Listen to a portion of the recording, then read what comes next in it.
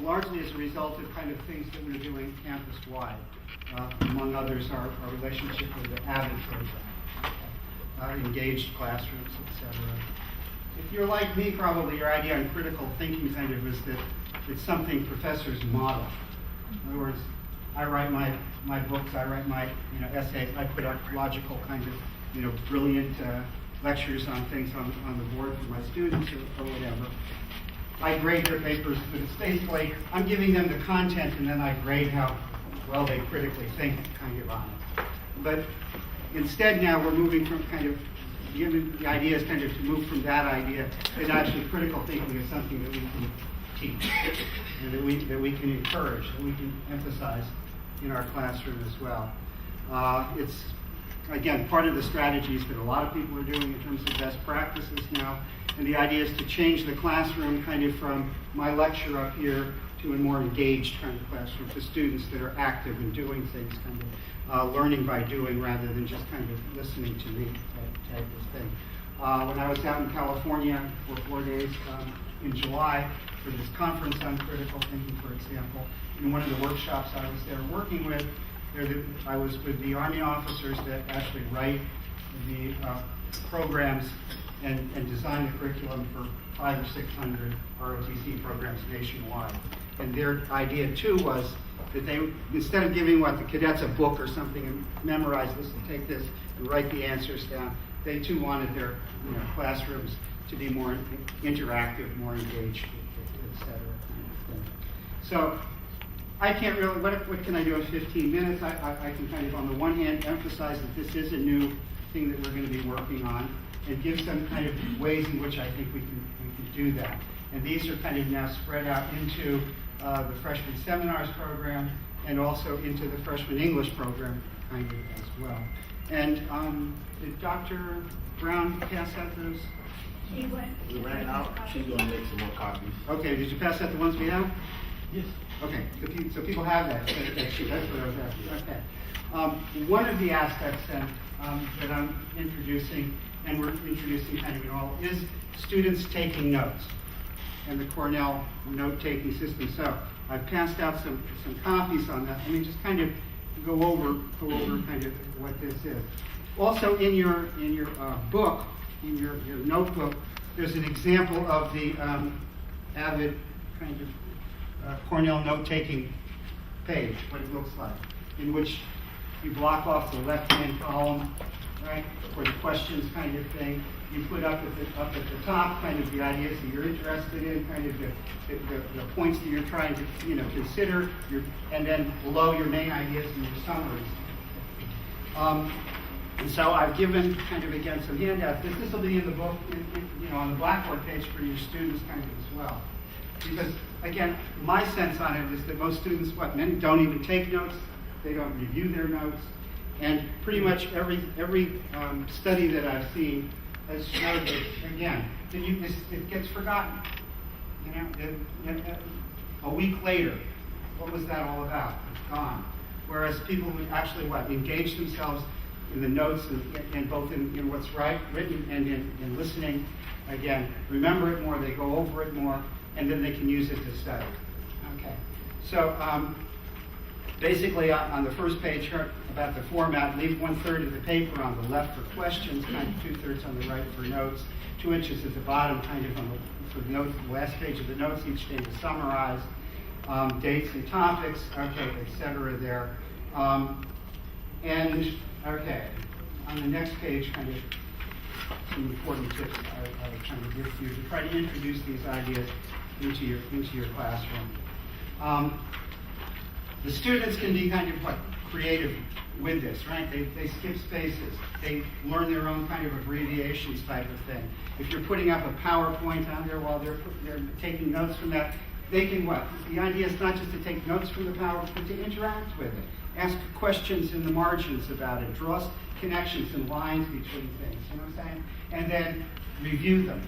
And so one of the points that it makes here on the bottom of the second page, page 42, use the 10-2 lesson structures to deliver content. Then, in other words, the 10-2, after 10-15 minutes, the students start glazing over. put something interactive in there. Have them review their notes, or put a question on the board and have people write on it for 1 minute kind of thing, and then share those ideas among each other. Take a partner and go those ideas. Or come up with okay, we've discussed this, raise a question. Do you have questions? You know, even in the course of a 50-minute or an hour, 15-minute lecture, to do this twice puts more engagement with the students kind of thing.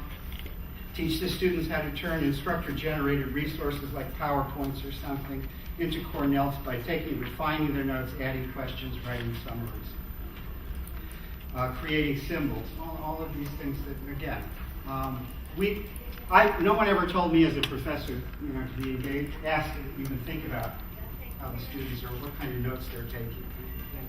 So in some ways, my practice in trying to do this is kind of opening my eyes. Because no one, as a student, ever taught me, but actually I learned how to do it in my own way and was okay at it. But many of our students need what? A push in that direction. And for two, you can use it for their reading notes too. And another aspect of it is going to be critical reading. The next page is on reviewing and revising the notes. And again, the studies will show that just a few minutes, a few times a week reviewing, so that, again, I teach literature, so it it was a month ago we studied Hedegaard, and no one remembers any of the characters or the names, or, you know what I'm saying? But if in their notes they were writing the names of the characters, writing the names of themes while we were talking and discussing it a bit, they have it all there to review. What were the important points? What questions did the professor raise? What points were written on the board, about Hedegaard? How does it relate to realism? Or what's fourth wall, realism and drama kinds of things? That those kind of questions, those kind of terms, how to highlight the terms, use different colors or underline things, or all the different kind of techniques to take notes, kind of thing. So anyway, that's one idea I wanted to bring out to people that we're trying to incorporate, certainly in the freshman seminars, but also in the English part. Another would be this, and I have material, all of this on the web, on the Blackboard pages for the different classes. Other material that I have is on Bloom's taxonomy. Now we all know that kind of from education classes, etc. But what's always struck me, or what recently struck me when I started to think about it, was that actually students didn't it was like that was something that was for us to know when we plan our lessons, kind of thing. But actually it's good for students to know too. So I have some ideas on there and some kind of practical ways, on the website to get students to kind of know the difference between a level 1 or a level 2 or a level 3 question, to ask kind of questions of that, so you could say to the students, well, in that column on the left, for example, write me some level 2 questions about it. Write me a level 3 question about that, and then go and ask them, is that a level 2 or level 3 question, so that the students, when they get to the time to write their research paper, are not just getting a bunch of facts or getting material, you know what I'm saying, but that they're asking substantial kinds of questions about it. So I think then, again, another aspect that we're trying to do, critical thinking-wise, is to include Bloom's taxonomy or some other relevant. There's another examples of them in Acosta's. Bloom has 6 points. Acosta has 3, but they're basically covering kind of the same ideas with the same kind of relevance and kind of hierarchy to them. A third idea, that I have a lot of resources from, would be on different strategies to engage the students in the classroom. There's ideas like philosophical chairs or something, which the AVID group has, and I'll be putting some more of this material on there for people to use, in which we, again, take a critical question, we pose it, and we divide the students up into different sides, and this side poses, and then using kind of Bloom's taxonomy, you can kind of ask increasing level 1, level 2 questions about. You know what I mean? These, to pose, this person said, can we summarize what she said? And this person on this side, how can who wants to respond to that? What do you think about this? And raise the level kind of to another level. You know what I'm saying? Different ways in which we can strategize to get more student involvement in the classroom. So these are some ideas. Another thing, again, that I will mention, Dr. McLeod, when she was here earlier, gave you a list of kind of upcoming faculty professional development things. Some of these are on critical thinking kind of thing, in which we hopefully we'll be able to do it more hands-on. We'll have an hour or something, and we can pose problems. I can demonstrate a bit. But also, through student academic enhancement services, we are an AVID school. We're incorporating AVID into the classroom. AVID is what? Achievement through individualized or via individualized determination. It started in the high schools, was very successful, is now they have post-secondary kind of programs. And Texas Southern is one of the first 20 or so colleges in the nation that are incorporating some of these ideas into the classroom. We've just started it. We had some training last year. This is our first year in doing it, and we're implementing a kind of freshman English class and freshman seminar class using these techniques. And again, we're going to see how that works and what we can do, but the techniques actually are good for a lot of things as well.